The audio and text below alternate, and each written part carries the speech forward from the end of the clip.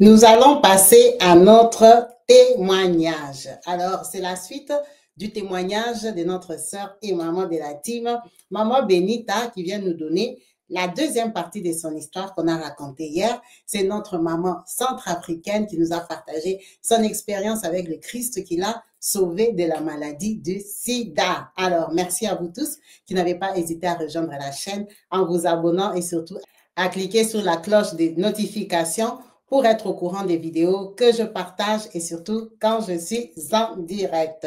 Alors hier, elle nous a expliqué comment elle a rencontré son mari, c'est lui qui est devenu son mari, qu'il a accepté avec la maladie du sida qui était déclarée bien longtemps avant qu'elle ait connu lui, et avec qui ils se sont mariés. Il est venu l'épouser, comme elle nous avait bien raconté. En 2010, elle est arrivée en France. Alors, comme elle était venue dans la voie légale, elle avait ses papiers. Elle arrive, il s'installe un peu en périphérie de Paris. Ils sont en agglomération, en maison. Donc, elle arrive vraiment, c'est l'Europe en couleur. On l'amène sur les Champs-Élysées, la Tour Eiffel, vraiment la vie est belle.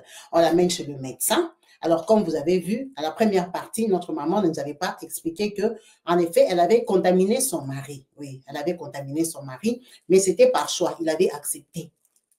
Donc, les choses de Dieu sont incompréhensibles.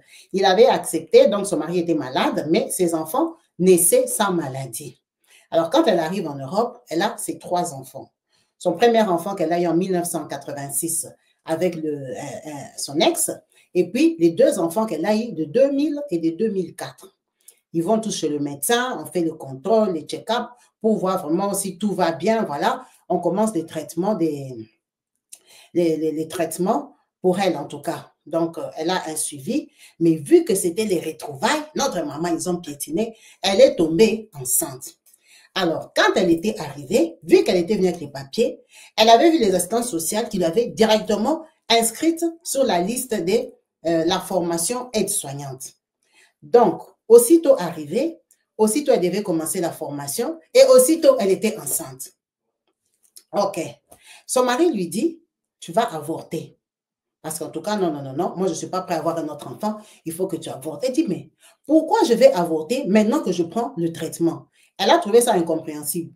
Parce que là, en Afrique, on ne prenait rien, ils ont eu 2 enfants. Pourquoi maintenant en France, il y a tout, oh non, tu dois avorter, tu dois faire la formation, tu dois travailler, patati patata, ce domaine-là, ça paye parce que son mari, lui, il s'occupe des handicapés. Ah, elle a dit, c'est pas possible. Moi, je ne vais pas avorter. Tu vas avorter. Je ne veux pas avorter. Ça commence prise de tête. Elle s'en fout. C'est son gars. Tu es venu me chercher en Afrique après 5 ans dans mes conditions. Je vais garder la grossesse. Donc, elle part faire sa formation sur Paris. Elle dit où il vivait. Aller simple, c'était 2h50 pour arriver sur Paris. Donc, elle s'est tapée ça le matin et le soir.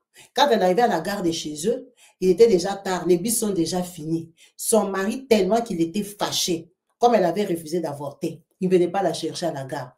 Donc, elle s'est tapée à pied enceinte de la gare dans le noir, la nuit de l'Europe qu'elle ne connaît pas. Jusque chez elle, elle arrivait chez elle parfois à 22h50. Parce que quand elle finit la formation, les stages et tout ça, à 21h, le temps de prendre le train et tout ça, donc elle arrivait chez elle à 22h50, 23h30, des choses comme ça. Son mari s'en foutait. Son mari ne lui parlait plus. Donc, il ne lui parlait plus. Le mari s'est fâché. Il a dit, mais Seigneur, ça, ce n'est pas possible. Cet homme, il a tout fait pour moi. Il est venu m'épouser avec le sida. Maintenant, j'arrive, je dis, mais c'est quoi le problème? C'est quoi le problème? Un jour, elle est chez elle. Elle s'est dit qu'elle range un peu, elle arrange un peu la maison. Bon, elle vient tomber sur un portefeuille de son mari. Ah, ce portefeuille ici, il n'utilise pas ça. Qu'est-ce que ça fait ici? Elle ouvre, commence un peu à checker. Vous connaissez, nous les femmes, parfois, on met les dedos, on regarde les cartes de visite et tout ça, parfois aussi l'argent. Ah, regarde aussi parfois s'il y a l'argent. Donc, elle regarde les portefeuilles, elle voit un papier tourné, plié, bien plié. Elle se dit, mais pourquoi le gars, il a un portefeuille marron de tous les jours? Vous tous, vous connaissez les portefeuilles de vos maris, non? Parce que souvent, même, c'est les cadeaux qu'on leur donne. Donc, le portefeuille, là, il met ça partout, dans la veste, partout, partout. Mais le portefeuille noir ici, moi, je n'ai jamais vu ça. Pourquoi c'est caché comme ça? Elle regarde, elle ouvre le papier qui est plié. Elle trouve une clé USB. Clé USB. En tout cas, moi-même, si je ne sais pas utiliser l'ordinateur, mais j'ai ma collègue, ma nouvelle copine collègue que j'ai au travail, elle sait très bien utiliser l'ordinateur, je vais lui demander. Donc, elle part avec, à la formation, lundi, elle part demander à la fille là, est-ce que tu peux m'aider? C'était une nouvelle amie, non? Vous voyez quand vous faites la formation, après vous commencez à faire les stages et tout ça, vous créez des affinités. C'était aussi une fille mariée. Donc, elle part chez elle, cette centrafricaine-là, elle lui dit, est-ce que tu peux m'aider et tout? Elles vont brancher. Donc, elle est préparée, elle sait que ça, j'ai trouvé dans les portefeuilles de mon mari. Quand elle branche avec sa copine, tiriroum, elle dit, tu connais ce qu'on appelle les films X, les films bleus. Et avec une Sénégalaise, avec une femme, les photos, dans la voiture, dans l'appartement, dans l'appartement, je crois, de la fille. Elle est restée bouche bée. Les vidéos, ils se filment, ils se font les tirs langues. Donc, catastrophique. Elle a dit, elle a même eu honte de regarder ça avec sa copine. Elle était enceinte peut-être de 5 mois. Douche froide, boum. Elle dit, le gars me trompe. Elle ne peut pas dire à sa collègue ce qui se passe, son état. Mais elle est surprise que le gars la trompe. Comment il peut la tromper? Les vidéos, vraiment la banane qui entre, sans sachet. Aïe, donc elle a eu des chocs, des multiples chocs. Elle rentre chez elle. Quand elle rentre, elle doit patrouiller maintenant la fille là. Quand elle rentre, elle ne supporte pas. Tellement qu'elle est enceinte, elle attaque le mec. Oh, j'ai trouvé ça. Ça a débordé. Qu'est-ce que tu veux? Tu voulais voir? Attends, maintenant, je vais t'expliquer c'est qui. Elle s'appelle Patricia. Elle s'appelle comme si. Attends, tu me contrôles. Tu es venu ici pour me pourrir la vie. Lui-même, il a donné le nom de la fille, là où la fille habite, tout ça, pour te prouver que tu n'es rien. Et tu ne vas rien faire. Elle, au moins, elle m'écoute. Elle ne me colle pas des bébés. Et dit, Kabibi, le langage de l'homme, c'est l'homme là qui est venu t'épouser. Donc, ça fait coup de gueule. Ils se sont fâchés chacun dans son coin. Elle a fait les recherches, Maintenant, dans son quartier, il y avait une maman congolaise qui habitait dans le coin. On peut l'appeler Maman Magui. Maman Magui, c'est une Congolaise qui prie beaucoup, Maman Magui. Donc, elle est dépassée. Maman Magui, elles se disent bonjour. Elles ont déjà sympathisé plusieurs fois, mais elle sait que Maman Magui prie beaucoup. Elle sait. Mais elle fait la formation. Elle rentre à 23 heures, des choses comme ça, donc elle ne se voyait plus beaucoup. Donc, ça la dépasse. Elle se renseigne. Elle comprend que la fille là, en tout cas, son gars est KO de cette fille-là. Cette fille-là l'a déjà attachée. Ça, c'est ses prières personnelles. Elle voit comme si son mari doit... Ses réactions n'étaient plus normales. Donc, la Sénégalaise est partie attacher son mari. Mais elle n'a pas le temps de prier. Et puis, elle est déjà fâchée. Elle a déjà quitté la chambre. Elle dort avec ses enfants. La grossesse, elle dort avec les enfants. Le mari est resté seul dans la chambre. Il règne. Elle a dit, tu vois, les jours que je lui avais posé la question, mon mari découchait 2 jours. Il a commencé à découcher, n'en faire qu'à sa tête. Il découche, il part 3 jours devant les enfants. Donc, elle était à court d'arguments, des réactions. Elle ne savait plus quoi faire, elle était enceinte. Elle suit les traitements, elle va à l'hôpital. Donc, le gars, il s'en fout. Elle dit, celui-ci-là, qu'il attende quand je vais accoucher, qu'il attende que je descende. Elle dit, Kabibi, je suis allée accoucher. Quand je pars accoucher, c'est la nuit, ça m'attrape. J'ai mal. J'ai dit, maintenant on ne se parle pas, que j'aille le toquer. Je dis, je viens, je parle devant la porte de la chambre. C'est la nuit, non? Pour qu'il entende. Je sais très bien qu'il entend. Maman, je vais accoucher. Elle a dit, tu connais Kara de Kabila? Semblant. Il a fait comme ça, n'a pas entendu. Tellement la douleur, on ne rigole pas avec maman. J'ai appelé les Samis moi-même. J'ai appelé les Samis, les pompiers sont venus. Madame, dans l'appartement. Le mari est dans la chambre comme ça. Il n'est pas sorti. Il a fait comme s'il n'a pas entendu. Il a dit, tu as déjà entendu quand les Samis, là, les ambulanciers arrivent. Tu sais comment ils font du bruit? Ils entrent avec les brancards et tout ça. Ils te posent des questions. Écrivez carte vitale et tout ça. Il n'est pas sorti de la chambre. Il m'a ignoré. On l'a amené à l'hôpital. Elle est partie. Elle a accouché. Elle a accouché seulement la nuit là. Le matin, elle a appelé le petit frère de son mari pour lui dire que ce n'est pas possible, mon mari là. Vraiment, on est venu me prendre la nuit, il m'a ignoré. J'ai même dit que quand on m'a dit, mais madame, vous partez, vous laissez les enfants avec qui? J'ai dit que leur papa est là. Ils étaient étonnés. On a des problèmes, on a des soucis de couple. Donc, eux aussi ne voulaient pas s'en mêler. On est parti. Elle a dit, j'ai tapé 3 jours à l'hôpital en France. Mon gars n'a pas pointé le nez. Il n'est pas venu reconnaître l'enfant. Un homme qui t'a fait venir avec mon premier enfant, c'est quand je t'ai dit que la fille avait fait des fétiches. Ce n'est pas normal. Elle dit, mais le gars ici, il a changé, qu'il y a quoi? Elle a mis au monde. Elle est sortie de l'hôpital. Quand elle est rentrée, il n'était pas là. Donc, il a continué sa vie. Hein. Il n'a même pas pris les congés.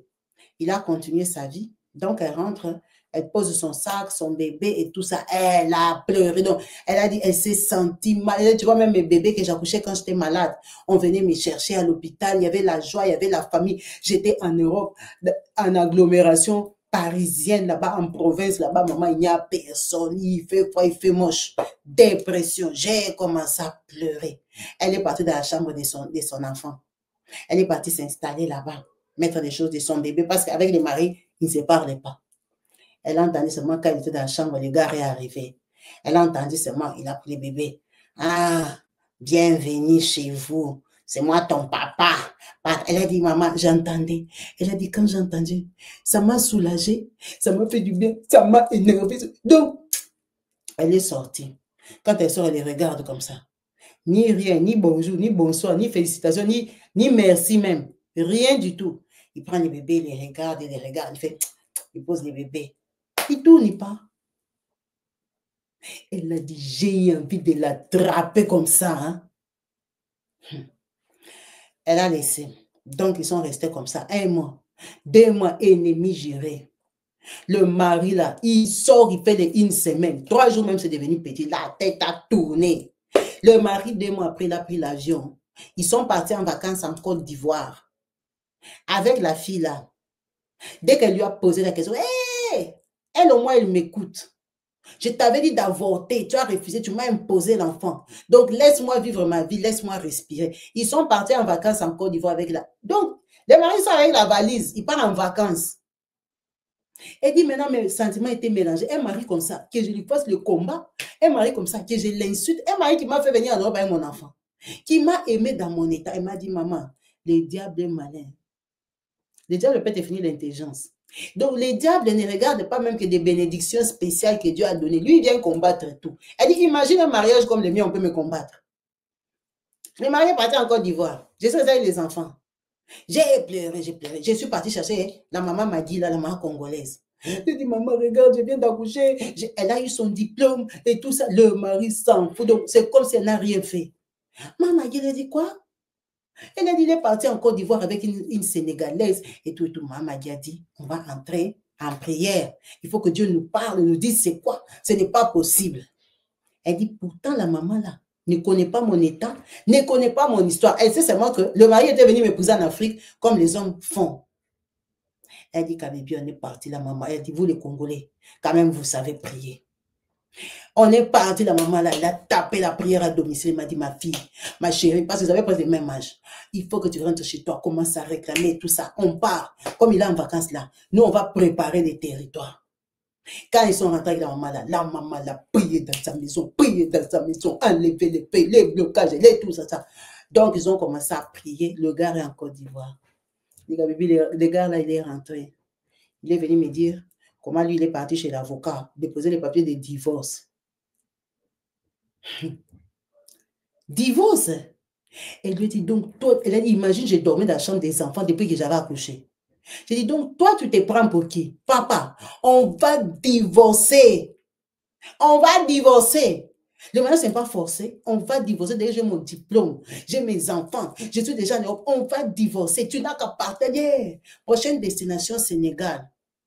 Lui, il va divorcer. Elle aussi, elle est partie chercher l'avocat. Elle a dit, tu vois, par contre, toi là, il a dit, on va divorcer à l'amiable. Elle a dit, il n'y a aucun miable. Il venait de prendre le crédit de la maison. Elle a dit, moi, je suis ta femme légitime. On va partager la maison ici. Moi, je n'ai... Toi, moi, tu es divorcé à l'amiable. Pour une Sénégalaise, tu as menti. Elle est partie chercher l'avocat. Quand elle fait tout ça là, ces jours-là, elle ne se voit pas avec Maman Magui, ils sont sur mon téléphone. Maman Magui vient la choper. Alors, les prières. Elle dit, maman m'a dit, je ne prie plus. Oh, tu ne pries plus pourquoi? Oh, maman m'a dit, laisse tomber. On a prié, le gars est venu m'annoncer le divorce. Donc, j'ai stoppé d'abord le divorce, j'ai commencé à avoir combat des papiers. Lui veut jouer avec moi. Maman m'a dit, ce n'est pas comme ça. Ça, c'est le tchouma du diable. Le diable est comme ça. Quand tu commences à prier, chauffer là-bas, il vient te montrer que tes prières sont inutiles. Il vient te montrer que tu es zéro. Pourquoi tu as laissé les prières? Il a dit non. On priait les temps en Côte d'Ivoire. Maintenant, il est rentré. Il me dit qu'on va divorcer. Je vais continuer quelle prière? Quelqu'un, même sa tête a bien tourné. Elle a dit, ce n'est pas comme ça. Donc, je l'ai fait discuter. Elle a dit, mais oui, moi aussi, j'ai pris l'avocat. On ne fait pas comme ça. Va annuler les dossiers. Elle a dit, jamais moi, je vais annuler les dossiers. Si j'annule les dossiers, le divorce sera à l'amiable. Parce qu'avec l'avocat, on a déjà pris les rendez-vous. Mon avocat a déjà écrit à ça. Elle a dit, c'est rien. Toi, d'ailleurs, même ton avocat est commis d'office. Va annuler les dossiers. Tu n'as rien payé. Va annuler les dossiers. Elle a dit, la maman, là, c'était quelque chose. Donc, la seule personne qui veut t'aider n'est pas d'accord avec tes démarches. Elle a réfléchi. Quand elle a réfléchi, les gars ici, elle dit, j'ai pensé au premier jour du piétinement. J'ai dit, ce garçon a porté la maladie consciemment. Mais ce garçon aussi, qu'est-ce qui lui arrive? Donc, elle a dit, le fétiche existe. Tu te rends compte que mon gars, là, je l'avais contaminé depuis l'Afrique. Quand il est venu en Europe, il était malade, il était contaminé. Parce qu'on a piétiné au début, il est parti se faire tester. Il a vu qu'il avait le sida. Et il ne buvait rien comme moi. Il a dit, si ça ne t'a pas tué, ça ne va pas me tuer. Elle a dit, mon mari n'est jamais tombé malade. Il n'était jamais tombé malade. Je me suis dit, donc, même quand il était en Europe, il me trompait. Donc, mon mari, ici, il partageait la maladie. Elle a dit, je me posais des questions. J'ai dit, mais pourquoi il ne tombe pas malade? C'est quoi qui le protège? C'est quoi qui le préserve? Ce garçon ici, il est en train de piétiner la fille là. C'est pour ça qu'il filme. Elle dit, tu te rends compte? Mon mari et moi, on sait que nous sommes malades. Donc, le gars, il piétine la fille, il la filme pour lui prouver peut-être demain que je t'avais contaminé. Elle dit, pourquoi il s'est comporté comme ça? Pourquoi moi, il ne m'a jamais filmé? Moi-même, qui avait les zonas. J'ai les taches des zonas sur le corps qui ont déjà séché. Pourquoi il ne m'a jamais filmé? Pourquoi il filmait la fille là? C'était dans les contes de l'amour. Bon, vous comprenez, c'est en 2010, les gens se filmaient encore. Donc, elle part retirer sa plainte, retirer les papiers de divorce. L'avocate a dit non, non, non, non, non. On l'a convoqué. Oh, tu es menacé. Pourquoi tu viens retirer? Il veut te faire quoi? Il ne faut pas avoir peur. Nous sommes derrière toi. Elle a dit non, j'ai changé d'avis. Non, non, non, non, tu ne peux pas changer d'avis. Elle a dit j'ai changé d'avis. Madame, c'est faux. On vous connaît, vous les Africaines. On vous menace, on vous tape, on tape tes gens. Elle a dit non, j'ai seulement changé d'avis. Donc, elle annule le dossier. Maintenant, elle annule le dossier. Lui n'a pas annulé la demande de divorce. Il commence à suivre. Viens, on va divorcer. Elle dit aujourd'hui. Elle dit demain. Elle dit aujourd'hui. Lui, il entame son dossier là-bas. Il a dit, Kabibi, quand j'ai retiré ma demande là, c'est quand on a commencé. J'ai pris les prières au sérieux parce que moi, je n'avais plus d'armes. Mon arme, c'était aussi des divorces pour qu'on se divorce, on partage l'argent. Elle a dit, c'est là que j'ai commencé à prier. La maman Zéroise, là, elle venait chez moi. On va prier, prier. On a commencé à arracher son cœur, à l'arracher des mains de la fille là. On a appelé le nom de la fille là. La fille là, on lui a envoyé le feu, le feu, le feu. Maintenant, la maman là, congolaise, prise de finition. On a prié comme ça, c'est 1 mois. Elle me dit, oh non. Maintenant, on a beaucoup prié. Et maintenant, Dieu lui a dit qu'elle a lui demandé pardon. Elle a dit, jamais. C'est lui qui m'insulte, c'est lui qui me sabote, c'est moi qui suis sortie. Elle a dit, mais tu es sortie de la chambre. Elle a dit, mais je suis sortie parce qu'il m'insultait, parce qu'il ne voulait pas de moi. Depuis que je suis rentrée avec l'enfant, l'enfant aura presque 1 an. Il n'en fait qu'à sa tête. La maman là, lui a dit, va demander pardon. On ne résiste pas. Elle a dit, pour demander le pardon, là, ça lui a pris au moins 3 à 4 jours. Elle a formulé, elle dit, je vais commencer comment? C'est lui qui joue avec moi et moi, je vais aller m'humilier. Demander pardon, pourquoi est-ce que je suis désespérée? Elle priait, elle voulait que le mari prenne conscience et vienne lui dire, non, tu vois, pardonne-moi, ce sont des choses, je ne savais pas, je ne pensais pas. C'est ça qu'elle pensait qu'il allait faire. Maintenant, elle a dit de demander pardon. Bon, comme on obéit toujours, elle est partie lui demander pardon. Elle a ouvert la porte et tout ça. Elle lui demande, oh, c'est qui s'appelait Eric, pardonne-moi. Ah, mais oui, une femme, c'est comme ça. Elle a dit, Quand je lui ai demandé pardon, c'est comme si c'est qu'il attendait. Ça m'a encore énervé. Il gonfle comme ça. Donc, il se voyait vraiment qu'il est l'homme de la maison. Moi, je dois m'humilier, venir lui demander pardon. Si vous savez que c'est un pardon qu'on m'avait envoyé demander. Je lui ai demandé pardon, c'est comme ça. Hein? Ouais. Allô, il appelle son frère. Oui, oui, elle est venue me demander pardon. Et elle a dit en plus, il appelle les gens pour dire que je suis venue demander pardon. Pourquoi? Parce que quand elle avait attrapé les photos là, tellement qu'elle était fâchée, elle avait envoyé les photos aux gens. Les gens qu'elle connaissait ont vu la banane de son mari. Donc, la fille là sénégalaise, si c'était aujourd'hui la façon qu'on allait la publier, sachant que c'était en 2010-2011, elle, quand elle avait vu les photos là, elle avait envoyé ça sur son portable, elle a envoyé ça au beau-frère, elle avait envoyé aux gens qui connaissaient. Donc, le mari était doublement fâché. Le mari a accepté son pardon, hein, il faut que tu rentres dans la chambre et tout et tout. Je te pardonne. Elle a pris son bébé, tout ça, elle est rentrée dans la chambre. Elle a dit qu'à Bibi, quand on s'est réveillé le matin, le lendemain, c'est comme s'il n'y avait jamais rien eu. Comme si lui et moi, on ne s'était jamais insultés. Comme si, elle a dit, tu vois, c'est ce que je te raconte, elle dit, jusqu'aujourd'hui, il est devenu normal. Je ne sais pas ce qui s'était passé. Le jour où j'ai demandé pardon, le lendemain, il est devenu normal jusqu'aujourd'hui. Je ne sais pas ce qu'il a dit à sa Sénégalaise. Je ne sais pas comment il a arrêté ça. Toutes ces années, si on les a vécues ensemble, en France, nos enfants ont grandi et c'est ça son histoire.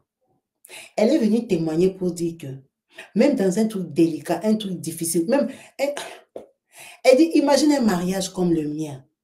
On est venu me combattre dedans. Un mariage comme le mien. Quelqu'un s'est levé aussi pour prendre ma place. Elle a dit c'est son histoire qu'elle voulait partager pour nous rappeler que Dieu, il est souverain dans toutes les circonstances. Elle dit, elle lui rappelait toujours sa vie. Elle devrait lui dire, regarde d'où tu m'as tiré. Regarde comment ma vie est grâce. Maintenant, cette grâce-là, je vais la perdre. Je vais la perdre parce que toi, tu es calme. Dis un mot, dis quelque chose pour ma vie. Elle a dit, j'ai supplié tellement Dieu que quand il a dit le mot, c'était seulement ce jour-là, c'est mon pardon qui m'a libéré de mon divorce. Elle dit, imagine, je faisais la bouche. J'avais 4 enfants. S'il m'avait divorcé avec mon état et ma conscience, je n'allais jamais chercher un mari. C'est lui qui allait chercher une autre femme. Mais moi, je n'allais jamais chercher un autre mari. Donc, j'allais sacrifier ma vie pour rien. En fait, juste un mot pardon pouvait résoudre la chose. C'est pour ça qu'elle a partagé cette histoire pour motiver une personne, aider une personne à prendre conscience, à savoir que nous sommes passés à côté des choses, des stabilités, des mariages, des relations sérieuses à cause de l'orgueil, la petite orgueil qu'on peut avoir dans nos cœurs. Ça peut nous faire passer à côté d'une grande chose. Parce qu'on refuse de s'humilier, on refuse de montrer que moi aussi je peux plairer, moi aussi je peux lui demander quelque chose, moi aussi je peux demander un service. C'est ça qui nous fait passer à côté de beaucoup de choses. Elle a dit, tu vois, moi j'avais retiré ma plainte et puis j'ai demandé pardon. Ça fait que depuis 2010 jusqu'à aujourd'hui, je suis avec le papa de mes enfants, le même mari. En tout cas, merci beaucoup, maman, pour ton partage. Merci pour tes témoignages qui sont remplis, en tout cas, des richesses, des bénédictions. En tout cas, que le Seigneur continue à te bénir, à t'assister avec ta famille et tes petits-enfants. En tout cas, merci à vous tous d'avoir suivi cette vidéo jusqu'à la fin. En espérant vous retrouver branchés et connectés, n'hésitez pas à laisser en commentaire vos ressentis et ce que vous avez besoin de dire à la maman pour l'encourager et les autres personnes qui vont regarder cette vidéo et qui sont en train de traverser les mêmes difficultés des couples. Sur ce, on va couper le direct en vous disant peace and love. À la prochaine. Bye.